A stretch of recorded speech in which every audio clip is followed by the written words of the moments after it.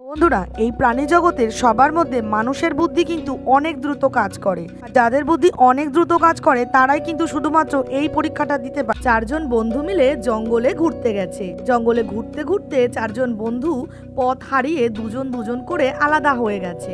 বন্ধুরা, তোমরা কি কেউ বলতে পারবে যে কোন দুজন বন্ধু ভূতের কবলে পড়েছে?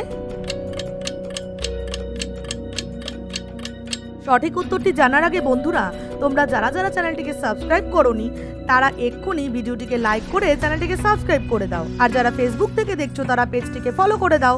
আর যারা যারা উত্তরটি বুঝতে পেরে গেছো তারা কমেন্টে আমাকে জানিয়ে দাও। এখন আমি তোমাদের বলে দেব সঠিক উত্তরটি কি হবে। সঠিক উত্তরটি হলো 2 নম্বর বন্ধু দুজন। কারণ দেখো, তাদের পিছনে একটি গাছে কিন্তু ভূত দাঁড়িয়ে রয়েছে। এর থেকে বোঝাই যাচ্ছে যে তারা ভূতের কবলে পড়েছে। ভিডিওটি ভালো লাগলে বেশি বেশি করে শেয়ার করে দাও আর লাইক করতে ভুলো না।